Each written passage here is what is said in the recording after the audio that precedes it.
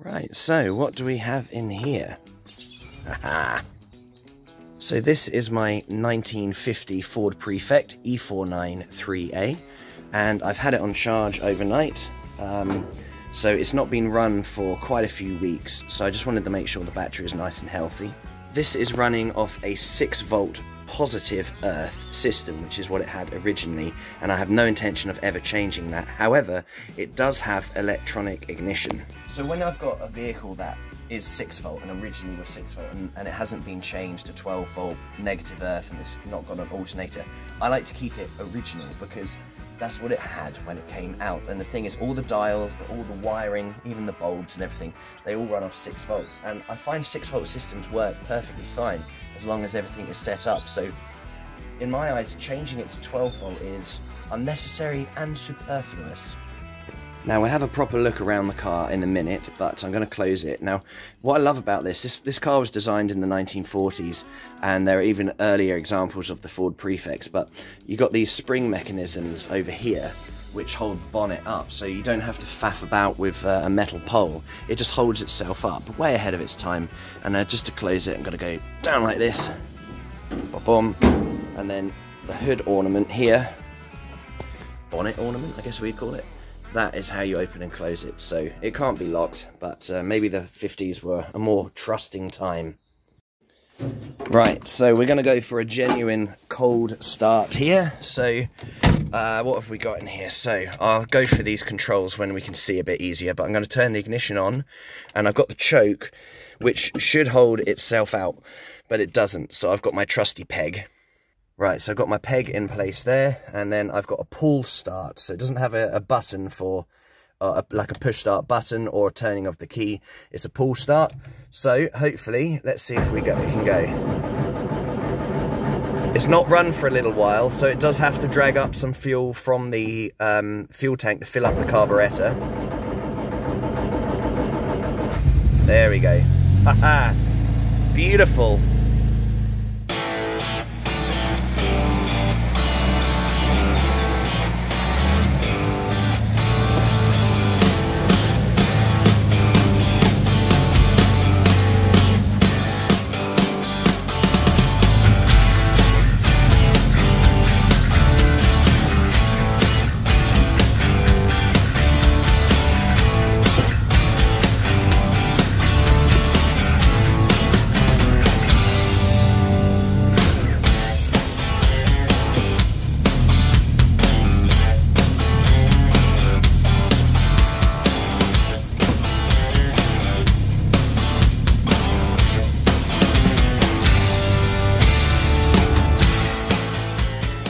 So let's just have a little look around of this beautiful, beautiful car. So although it's a Ford, it's a very much a British car with lots of British traits, however, clearly inspired by some American designs.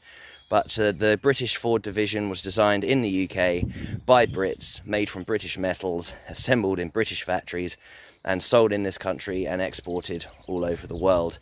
Now, the Ford Prefect, this is the E493A model. So these came out in the late 40s and they finished production in the early 50s.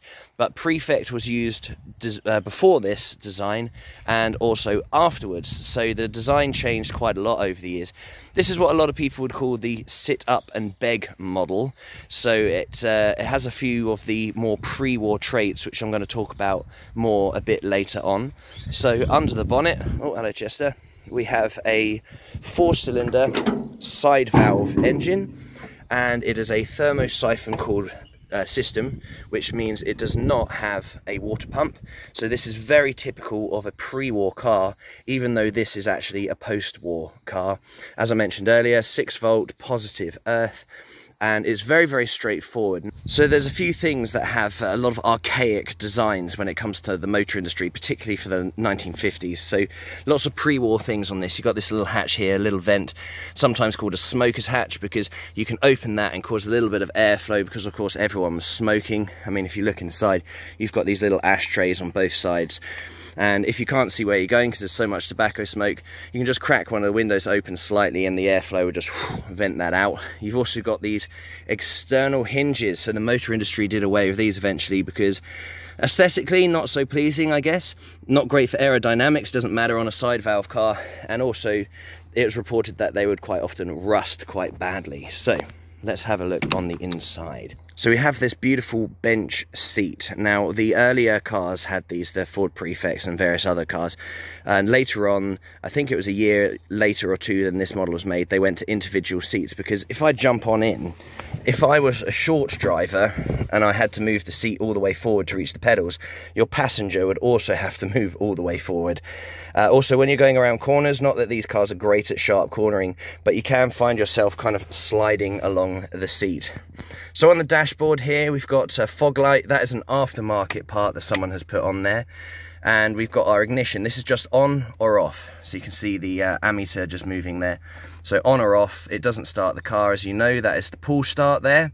So S for starter, we've got C for choke. That is actually a W, not an M. That's for wipers.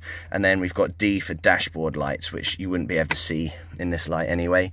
And then up here, you turn left for the side lights and right for the headlights, if I've got that correct. I think it's that way round. And then the full beam, dip beam is the button down there next to the clutch. Very commonplace. I'm sure lots of people, many different cars had it down there throughout the, right up until the 1960s really. And then the gearbox, it's an interesting layout. Instead of going first, second, third, it goes like this. First is where second normally is, and then second gear is across where third, and then top is where fourth normally is. So top is third gear. So just to go through that, it's first, second, third, and then third is top.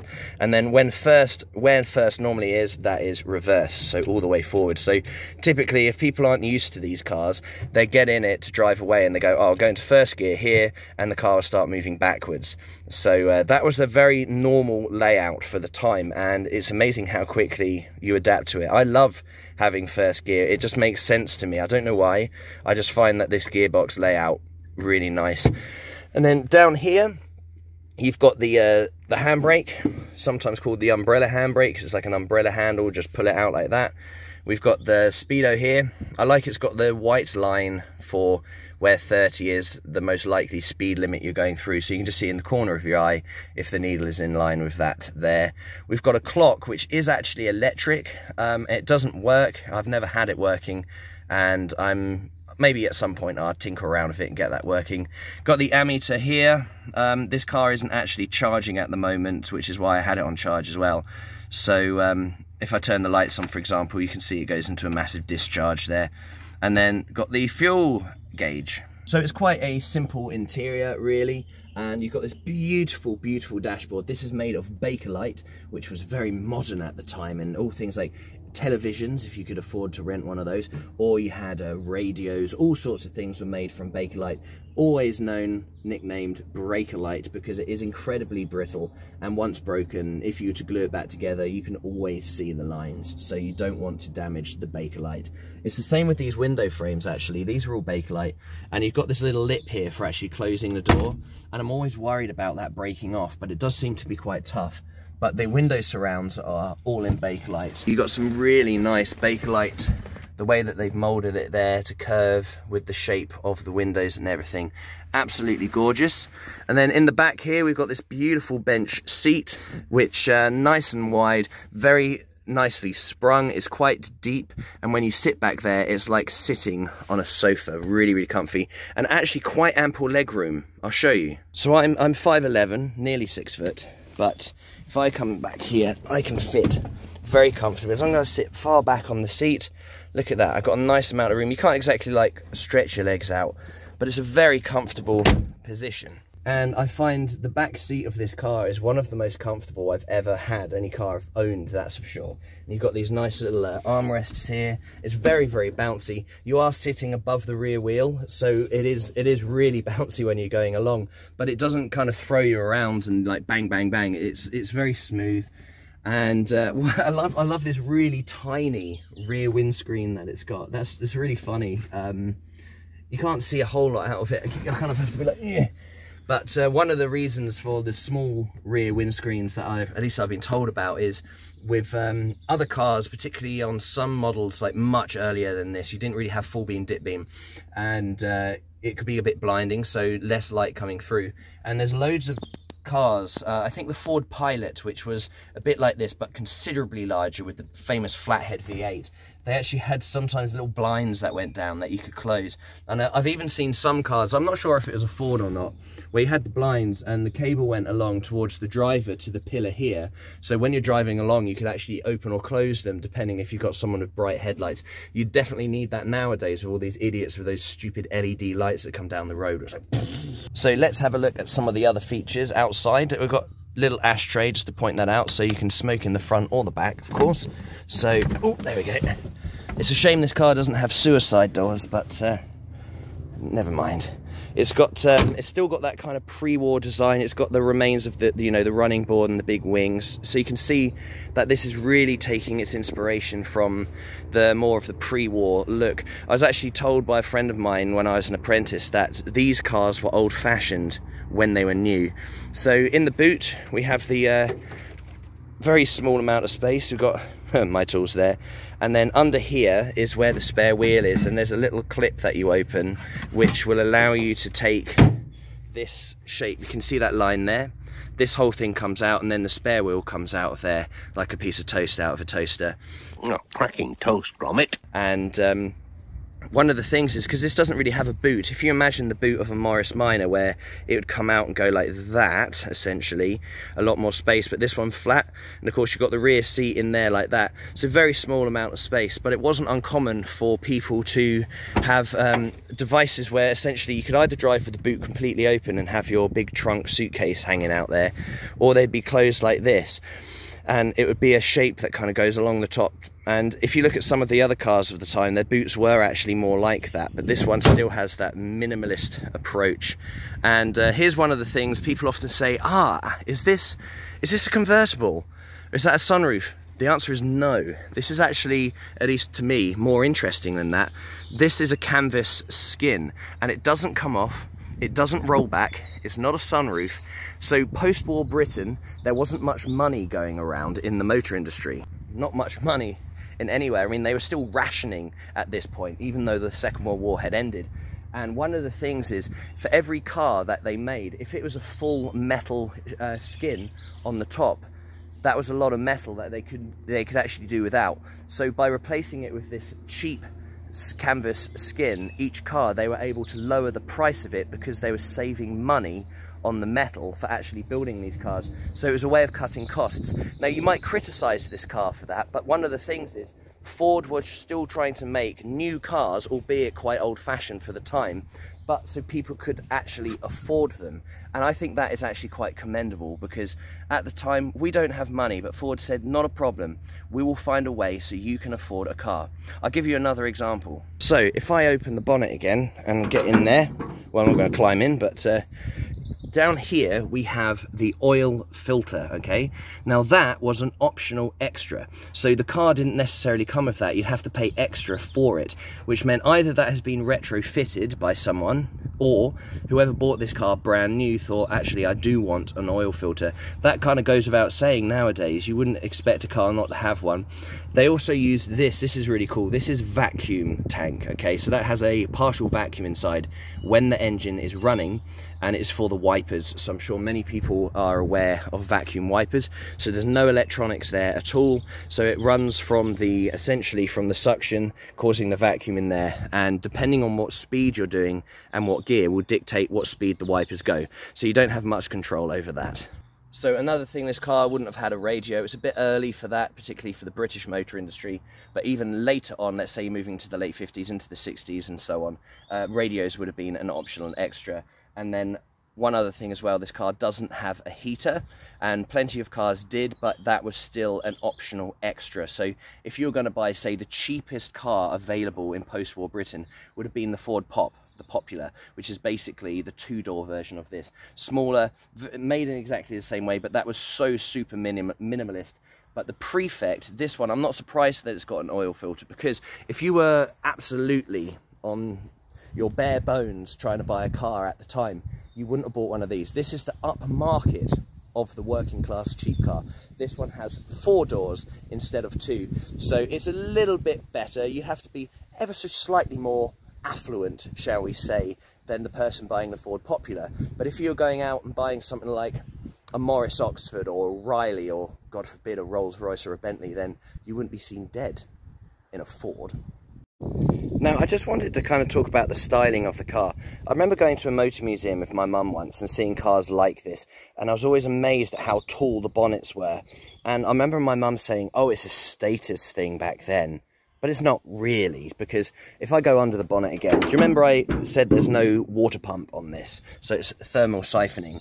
So you've got the engine block all the way down here and the top of the radiator all the way there. So the way this works is by the water either turning to steam or just becoming very hot, the water goes up because it rises and it draws the cold water or cooler water at the bottom of the radiator through the bottom hose into the engine. So it's thermosiphoning. What is causing the water to move around is the actual heat difference itself. So extremely hot water from here goes to the top of the radiator, starts to cool down. It's still hot, but less so than what's coming out the top of the block, goes down, and it just causes a gentle cycle that doesn't require any mechanical pumps or anything like that.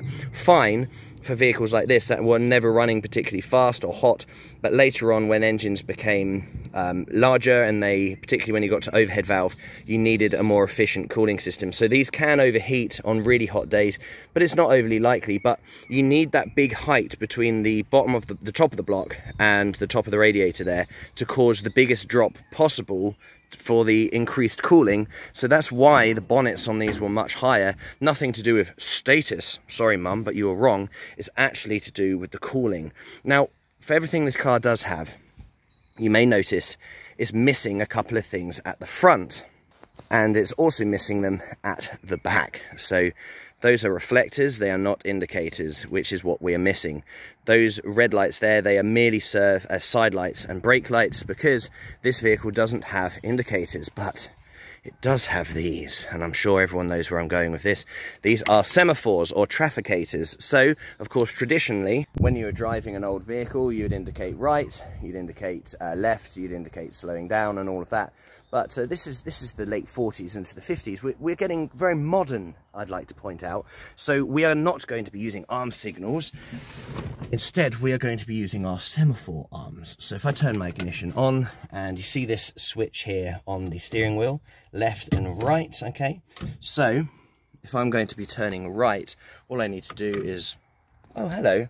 What we have here is my semaphore or trafficator arm. It doesn't flash, and inside there is a little 6-volt bulb, and essentially it is simulating the arm movement. So when I go around a corner, I'll turn this off it goes, and then bing, out it comes like that. Now, the trouble with them was, and I'm sure many people know this, is they're not the most obvious, because if I step away from the vehicle, they're not particularly big. So the further back I go from the car, the smaller it gets. And let's say this car, I'm turning right, but the road is turning slightly to the left, so I'm more over here. You can't see it at all. So they're not particularly obvious. So these were fairly short-lived before they started putting winkers on, actual indicators. So nowadays, in the modern era, it's no longer the 50s, sadly. I'm driving along in modern roads, and I just use that. People start beeping and swearing at me because they think I've turned without indicating. So I always accompany the trafficator nowadays with an arm signal too. Kind of ironic in a way. The only time when it's maybe not as necessary is actually when it's dark, funnily enough, or dusk, because these are quite bright. But on a summer's day, that tiny little 6-volt bulb there is practically invisible. Now, although the indicators, or trafficators, on this vehicle are somewhat archaic, it doesn't mean it's not without its modern comforts. This car does actually have air conditioning, and to activate it, there isn't a button that turns it on and off, but instead this winder, which I didn't talk about earlier. So all I do is I start to wind this, and the magic happens, because what is happening here is my windscreen is opening up. Now, this air gap may not look like much, but don't forget, it's not on the side of the car, it's at the front, which means when I'm driving along at 25, 30 miles an hour, a very, very powerful blade of cold air goes whoomp like this. So you'll be driving along like, it's basically air conditioning this cold air like that, or whatever temperature air it happens to be. And of course you get bonuses which you don't get with modern air conditioning. Things like flies, grit, dirt, fumes, all of that goes straight in your face. And if you really enjoy driving this car and you're driving down the road and you're smiling like, ha ha ha, and you've got your air conditioning on, when you get to your destination, you may notice in your teeth there's all these little flies in there as they've come through. So generally, once I'm at temperature, I kind of tend to keep the air conditioning off. So let's just close that for now, shall we? Right, so I think it is time to take this beautiful car for a drive.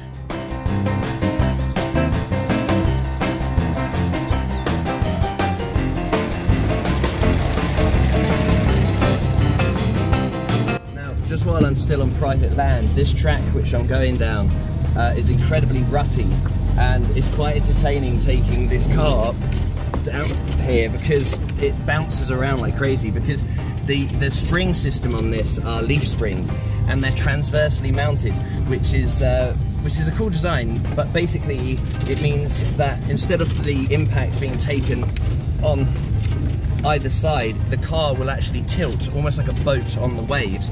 It does mean the suspension basically never goes bang, but it just means when you're going over the bumps, the car will tilt from side to side like crazy, which gives quite a unique ride. So one of the things, as crude as that suspension method is, it makes it virtually indestructible. So it's bouncy, yeah, but don't forget that road conditions were a lot different to how they are now. So when I'm going along on smooth roads, this car is incredibly comfortable to drive. But when you do get to those bumps and ruts, it copes with it better than most modern cars. And I'm not just being biased here. If someone was said, Alex, take one of the cars that you own, modern or old, and I want you to drive all across the most rutted part of Africa, this car I would trust more than I would your standard modern car. Damn funny. Like a train in the distance. This car drives really nicely, and if you're just driving on normal A roads, it really doesn't stand out that much like being particularly slow. So I'm just coming up to a roundabout here, so I'm going to indicate because people don't know what traffic haters are. I mean, if you see them, surely you'd have the brain sense to think, okay, he's going to do something. I don't know what it is, but he's going to do something, so I'm not going to try a stupid manoeuvre and overtake him until he's done whatever it is he's going to do. But you just can't trust a lot of drivers, can you? How much signal I need to cut across 8 lane? None? I turn now. Good luck, everybody else! So what I'm going to do here is the starter up, and I'm going to go through the gears so you can kind of hear them in action. And so first gear, like pretty much any car, once you've pulled away in first gear, you pretty much immediately go into second. So it's second gear. And then with third, it's quite of a funny one because basically I'm doing about 18 miles an hour and I'm in top already. So this has got quite a long stroke engine, and you can cruise at very low speeds in top gear, but it will take you up to about 50 miles per hour. But if I was going to be realistic, the cruising speed of this car, particularly on just normal A roads, is about 35 miles an hour, because it does take a little bit longer to get up to speed. And this car, of course, was designed for motorways, so really, if you take this on the motorway, it does show its age. You're going to be considerably slower than any other traffic. And I have taken this on the motorway, and I did get it up to 50 without stressing it. I'd never push a car like this too hard, but the road was going slightly downhill, and I was kind of cruising at about 45 miles an hour quite happily, and it just naturally went up to 50. You know, it really wasn't such an issue, and I was quite surprised by that. But generally, with a side valve engine, 3-speed gearbox, don't expect to be going much above 40 miles an hour on normal back roads. It's really not designed for that. But one of the things about this car is, one of the many things I love about it is it's so wonderfully archaic. I love the fact that it was old-fashioned when it's new.